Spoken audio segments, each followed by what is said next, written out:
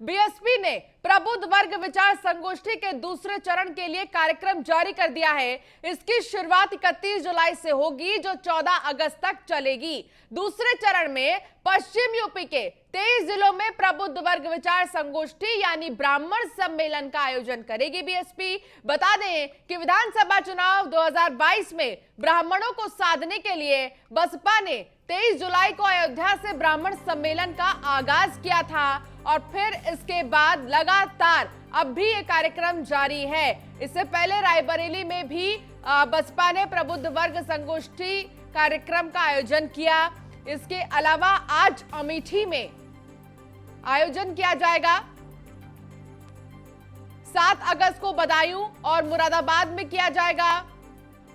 1 अगस्त को आगरा में होगा सम्मेलन।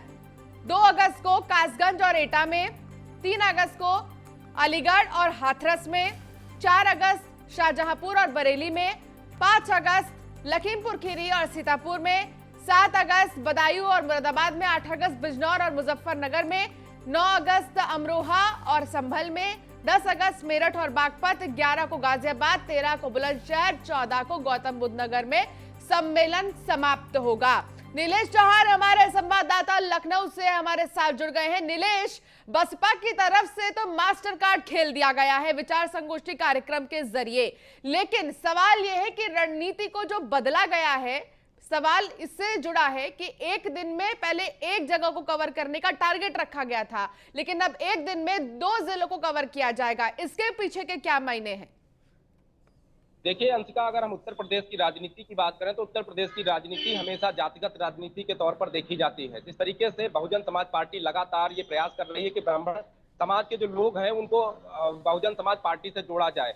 अगर हम ब्राह्मण वर्ग की बात करें तो बहुजन समाज पार्टी की तरफ से सबसे बड़ा जो चेहरा है वो सतीश चंद्र मिश्रा का चेहरा है। उन्हीं के चेहरे पर ब्राह्मण कार्ड खेलने का प्रयास बहुजन समाज पार्टी के द्वारा की जा रही है। कहीं ना कहीं ये कहा जा सकता है जिस तरीके से ब्राह्मण सम्मेलन का आयोजन जिस तरीके से अयोध्या में हुआ, उसके बाद अब पूरे उत्तर प्रदेश के तमाम जनपदों में प्रबुद्ध जन सम्मेलन किया जा रहा है, जिसके माध्यम से बहुजन समाज पार्टी चाहती है कि भारी संख्या में जो ब्राह्मण वर्ग के लोग हैं वो बहुजन समाज पार्टी के साथ जुड़े।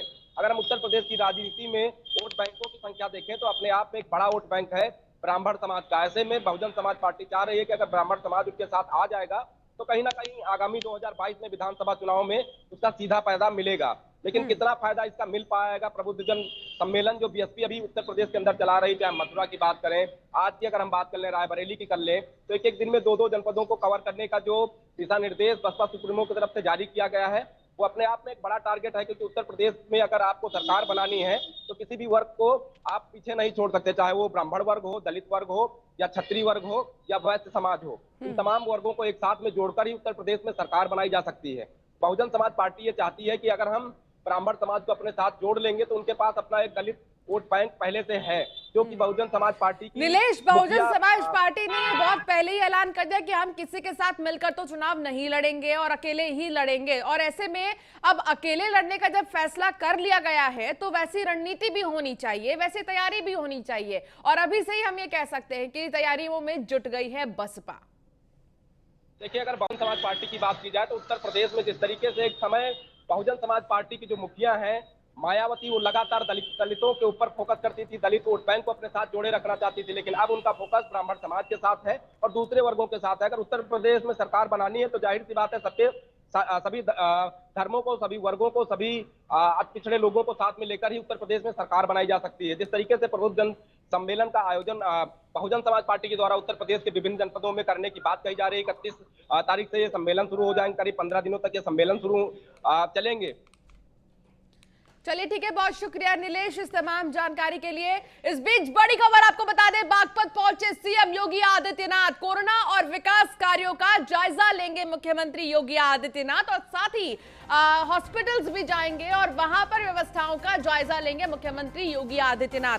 तो कोरोना और विकास कार्यों का जायजा लेंगे मुख्यमंत्री, और इसके साथ ही पदाधिकारियों के साथ वो बैठेंगे, बातचीत करेंगे। बागपत पहुंचे सीएम योगी आदित्यनाथ, कोरोना और विकास कार्यों का जायजा लेंगे मुख्यमंत्री योगी आदित्यनाथ। बागपत पहुंच गए हैं, बड़ी खबर आपको बता दें, बागपत पहुंच गए हैं मुख्यमंत्री योगी आदित्यनाथ। इससे पहले कानपुर से आप उन्हें देख रहे थे। लेकिन अब बागपत पहुंच गए हैं और यहां पर विकास कार्यों की जानकारी लेंगे। अस्पतालों में पहुंचेंगे। मुख्यमंत्री के पहुंचने से पहले अस्पतालों की क्या कुछ व्यवस्था है, ये भी हम आपको दिखा रहे हैं कि आखिर अस्पताल प्रशासन कितना तैयार है। अस्पतालों में सोशल डिस्टेंसिंग को ध्यान में रखने के लिए अलग अलग जगह फुटमार्क लगा दिया गया है कि 2 गज की दूरी बहुत ज्यादा जरूरी है। इसके अलावा तस्वीर भी हम आपको बागपत के उस अस्पताल के दिखा रहे हैं जहां मुख्यमंत्री जाने वाले हैं, क्योंकि बागपत पहुंच गए हैं मुख्यमंत्री। अब आपको हम ग्राफिक्स के जरिए बताते हैं मिनट टू मिनट क्या कुछ कार्यक्रम है सीएम योगी का। तो सीएम का मिनट टू मिनट कार्यक्रम मुख्यमंत्री योगी रंछाड़ गांव का कर सकते हैं निरीक्षण। पुलिस लाइन में अफसरों के साथ कोरोना की समीक्षा कर सकते हैं। जिला अस्पताल और सुरूरपुर सीएचसी का निरीक्षण भी कर सकते हैं। सीसाना गांव में स्कूल के निरीक्षण के कयास भी लगाए जा रहे हैं। संगठन के पदाधिकारियों और जनप्रतिनिधियों के साथ बैठक कर सकते हैं सीएम योगी। तो यह मिनट टू मिनट कार्यक्रम है। बागपत में आज मुख्यमंत्री क्या कुछ करेंगे ये हम आपको दिखा रहे हैं।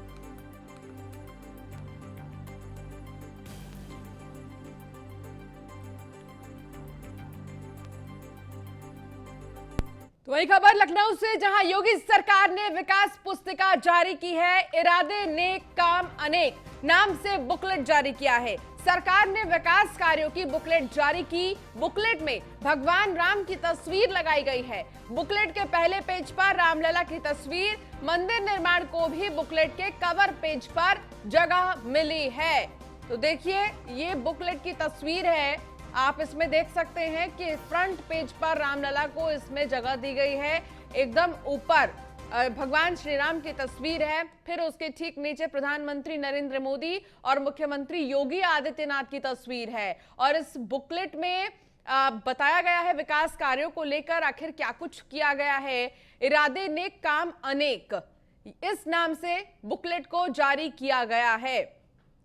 तो इस बुकलेट में जिक्र किया गया है उन तमाम योजनाओं का जो राज्य सरकार की तरफ से दिया गया पिछले 4 सालों में, और साथ ही विकास कार्यों को लेकर भी इसमें जानकारी दी गई है।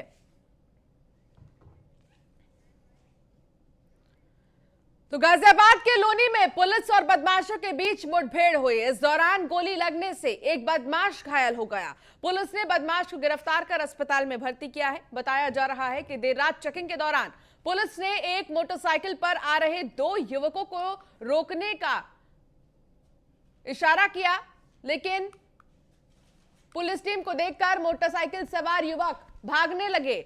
पुलिस ने पीछा कर दोनों की घेराबंदी की तो बदमाशों ने पुलिस टीम पर फायरिंग शुरू कर दी। पुलिस टीम की जवाबी कार्रवाई में एक बदमाश के पैर में गोली लग गई, जबकि दूसरा भागने में कामयाब रहा। बदमाश ने अपने साथियों के साथ मिलकर 19 जुलाई को लोनी इलाके में एक चीनी व्यापारी के साथ हथियारों के बल पर लूट की वारदात को अंजाम दिया था। हालांकि पुलिस को सफलता मिली है कि एक बदमाश को पुलिस ने गिरफ्तार कर लिया है और दूसरा बदमाश क्योंकि मौके से फरार हो गया है, उसकी तलाश में पुलिस जुट गई है। थाना लोनी बॉर्डर पर आज 28/29 की रात्रि को मुखबिर की सूचना पर थाना लोनी बॉर्डर तथा एसपीआरएसआर की एसओजी टीम के द्वारा चेकिंग की जा रही थी बंथला नहर के अंडरपास के पास। तभी 2 बदमाश एक गाड़ी पर आते हुए बाइक पर दिखाई दिए। पुलिस ने पार्टी ने उन्हें रुकने का इशारा किया। उन्होंने पुलिस पे फायर कर दिया। जवाब में पुलिस ने भी फायर किया, जिससे कि एक बदमाश के पैर में गोली लगी तथा दूसरा बदमाश भागने में सफल रहा। जिसके गोली लगी उसका नाम नसरुद्दीन है और उसके पास से एक चोरी की बाइक बरामद हुई तथा एक तमंचा बरामद हुआ है। प्रकरण में आगे कार्रवाई की जा रही है। भागे हुए बदमाश के लिए कॉम्बिंग की। तो वहीं आगरा में सीएमओ अरुण श्रीवास्तव ने आधी रात को रेलवे स्टेशन कैंट पर आरटी-पीसीआर टेस्ट काउंटर का जायजा लिया है। कैंट रेलवे स्टेशन का निरीक्षण कर महाराष्ट्र, आंध्र प्रदेश, साउथ की तरफ से आने वाली ट्रेनों में विशेष सतर्कता के निर्देश दिए गए हैं। साउथ की ज्यादातर ट्रेनें रात में आगरा कैंट होकर गुजरती हैं। दिल्ली के लिए आगरा कैंट रेलवे स्टेशन पर बाहर से आने वालों का आरटी-पीसीआर टेस्ट होगा।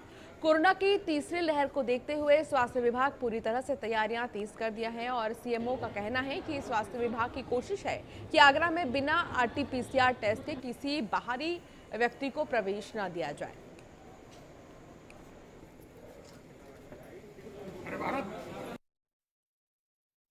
एक्चुअली अभी तक हम लोग बेसिकली यहाँ पे कुछ टीमें हम बाहर से आने वालों की आरटी-पीसीआर टेस्ट कर रहे थे।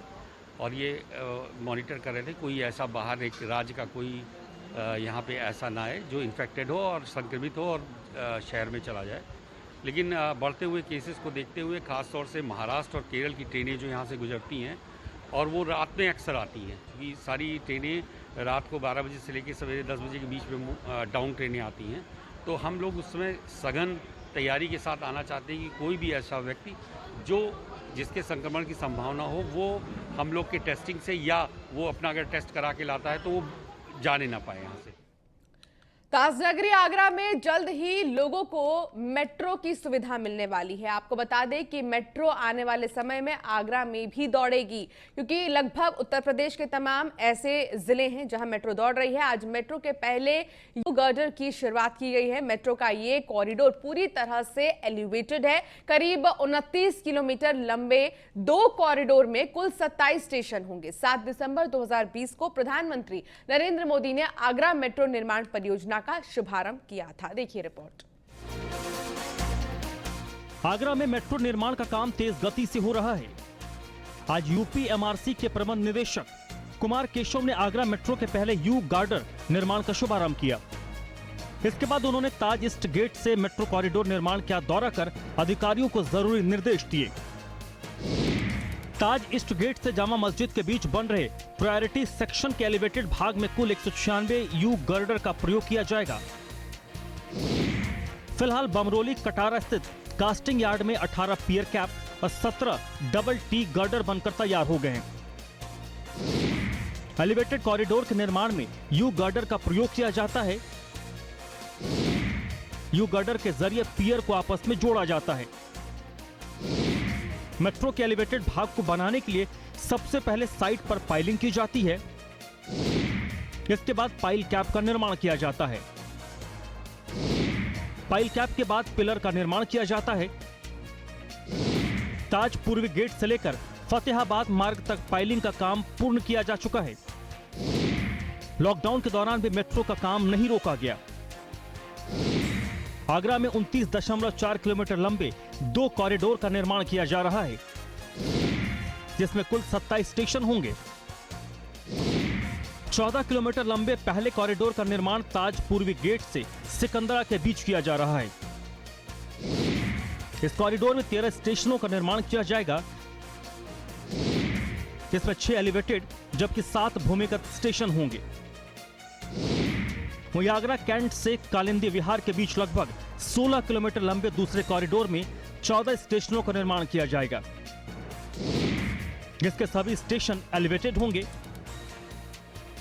गौरतलब है कि 7 दिसंबर 2020 को प्रधानमंत्री नरेंद्र मोदी ने वर्चुअल माध्यम से आगरा मेट्रो निर्माण परियोजना का शुभारंभ किया था। आगरा से कृष्णा त्यागी, न्यूज़ 1 इंडिया। तो प्रयागराज के हंडिया तहसील में युवक का शव कुएं में मिलने से सनसनी फैल गई। प्रेम प्रसंग के चलते हत्या की आशंका जताई जा रही है। मृतक युवक अपनी प्रेमिका से मिलने उसके घर गया था और उसके बाद से लापता हो गया था। फिलहाल पुलिस ने युवक के शव को पोस्टमार्टम के लिए भेज दिया है और परिजनों की शिकायत के आधार पर आगे की कार्रवाई में जुट गई है।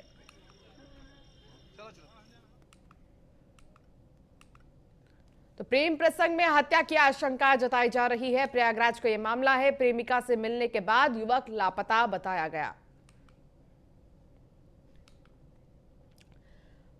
आगरा में पिछले कई दिनों से लगातार हो रही बारिश के चलते पिनाहट ब्लॉक क्षेत्र के बसई अरेला प्राथमिक स्वास्थ्य केंद्र में तालाब सा नजारा है। जल निकासी की व्यवस्था नहीं होने से अस्पताल परिसर में घुटनों तक पानी भर गया है, जिसके कारण अस्पताल पहुंचने वाले मरीजों और तीमारदारों को काफी परेशानी हो रही है। लोगों को पानी के बीच से होकर गुजरना पड़ रहा है, तो वहीं स्वास्थ्य विभाग के स्टाफ की भी दिक्कतें बढ़ गई हैं। तो तस्वीरों में आप देख सकते हैं कि प्राथमिक स्वास्थ्य केंद्र तालाब में तब्दील है। यहां पर घुटने तक पानी भर गया है, लेकिन बावजूद इसके अभी पानी को निकालने का काम शुरू नहीं किया गया। आने जाने में लोगों को परेशानी हो रही है। आगरा में यह स्वास्थ्य केंद्र है और इसकी हालत बद से बदतर हो गई है।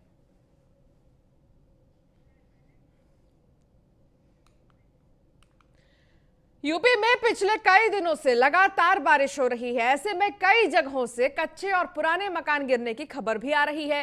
बारिश की वजह से बिजनौर के नजीबाबाद में एक दुकान भरभरा कर गिर पड़ी। देखिए ये तस्वीर, आखिर कैसे ये दुकान भरभरा कर गिर पड़ी है। देखते ही देखते ये दुकान भरभरा कर गिर पड़ी। गनीमत रही कि किसी तरह की जान हानि नहीं हुई है।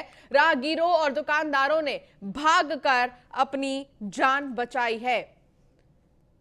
तो दुकानदारों ने अपनी जान बचाई है और ये दुकान भरभरा कर गिर गई। बिजनौर की तस्वीर आपको हम दिखा रहे हैं, जिसमें आप देख सकते हैं कि आखिर कैसे देखते ही देखते अच्छी खासी ये दुकान भरभरा कर गिर गई।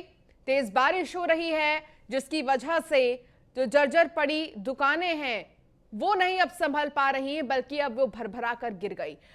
हालांकि जान हानि का नुकसान नहीं हुआ है, लेकिन सामान का नुकसान जरूर हुआ है। आप देख सकते हैं यहां पर कुछ लोग खड़े थे, लेकिन जैसे ही भरभरा कर गिरी ये दुकान, तेजी से भाग गए वहां पर मौजूद लोग। और यही वजह है कि किसी को भी नुकसान नहीं हुआ है। हालांकि तमाम सवाल खड़े होते हैं कि अगर इस तरीके से दुकानें जर्जर थी तो फौरन इसकी मरम्मत क्यों नहीं की गई। कोई बड़ा हादसा हो सकता था, लेकिन समय रहते ही सिचुएशन को कंट्रोल में कर लिया गया। वहां जो मौजूद लोग थे उन्होंने भागकर अपनी जान बचाई वहां से।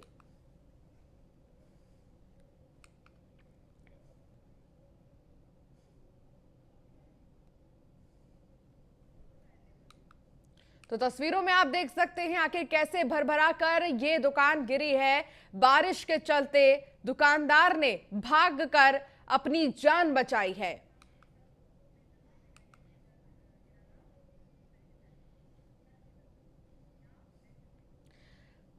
चलिए अब शामली की एक तस्वीर आपको दिखाते हैं जो कल सामने आई थी, जहां पर नदियां उफान पर हैं। बाढ़ से जल भराव की स्थिति बनी हुई है। बाढ़ ने तबाही मचा रखी है। एक बार आपको शामली की भी तस्वीर दोबारा दिखाते हैं। देखिए आप आखिर कैसे जल जमाव की स्थिति है। तमाम जो गलियां हैं वो तालाब में तब्दील हो गई हैं और लोग अपने घर से बाहर नहीं निकल पा रहे हैं, क्योंकि अगर लोग घर से बाहर निकलते हैं तो पानी उनके घरों में घुस जा रहा है। किसी तरह बड़ी ही मुश्किल से लोग यहां से गुजर रहे हैं। तमाम गाड़ियां इसमें डूब गई हैं, दुकानों में पानी घुस गया है। बहुत ज्यादा समस्या है। बारिश के चलते लोग परेशान हैं और लोग मजबूर हैं यहां से गुजरने को। किसी तरह बस वो यहां से निकल रहे हैं। कई लोगों ने अपने घरों में ताला लगा दिया है और निकल गए हैं। देखिए घरों के अंदर तक पानी घुस गया है।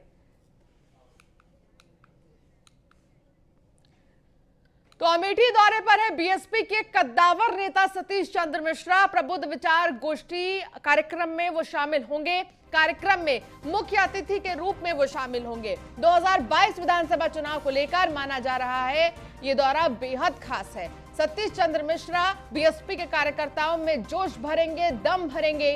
गौरीगंज स्थित शुक्ला लॉन में कार्यक्रम होगा। तो एक लॉन में ये कार्यक्रम होगा और कद्दावर दिग्गज नेता बीएसपी के सतीश चंद्र मिश्रा कार्यकर्ताओं में दम भरेंगे। तो अमेठी दौरे पर हैं बीएसपी के कद्दावर नेता सतीश चंद्र मिश्र, और सतीश चंद्र मिश्रा ही कद्दावर नेताओं में इसलिए शुमार है क्योंकि उनकी अच्छी खासी पकड़ है तमाम यूपी के जिलों में। और ऐसे में अब क्योंकि ये ब्राह्मण सम्मेलन है जिसका नाम विचार संगोष्ठी है, और ऐसे में इस कार्यक्रम में शामिल होने के बाद एक बड़ा संदेश वो दे सकते हैं अमेठी के मंच से तमाम प्रदेश वासियों को। तो अमेठी दौरे पर है बीएसपी के कद्दावर नेता सतीश चंद्र मिश्रा। अमेठी दौरे पर बीएसपी के कद्दावर नेता हैं और कई मायने में उनके इस दौरे को खास माना जा रहा है। कार्यक्रम में मुख्य अतिथि के रूप में वो शामिल होंगे, लेकिन वो अमेठी के मंच से क्या संदेश देते हैं ये देखने वाली बात होगी, और ये बड़ी बात होगी क्योंकि कुछ समय पहले जब उन्होंने अयोध्या में जनता को संबोधित किया था तो उस वक्त तमाम बड़ी बातें कही और उन्होंने अलग अलग राजनीतिक पार्टियों पर भी निशाना साधा था। आज देखना होगा कि अमेठी दौरे पर है सतीश चंद्र मिश्रा तो क्या कुछ कहेंगे।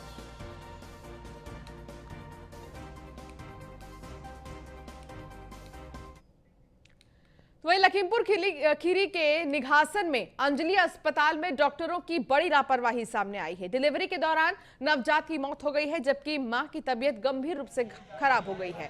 परिजनों का आरोप है कि अस्पताल में सुविधा न होने के बावजूद डॉक्टर पैसे की लालच में इलाज करते रहे, जिसके चलते उसकी मौत हो गई है। गुस्साए परिजनों ने अस्पताल के बाहर जमकर हंगामा किया, जिसके बाद अस्पताल स्टाफ मौके से फरार हो गया है। सूचना मिलते ही पुलिस मौके पर पहुंची, मामला दर्ज कर जांच शुरू कर दी गई है और अस्पताल को भी सीज कर दिया गया है।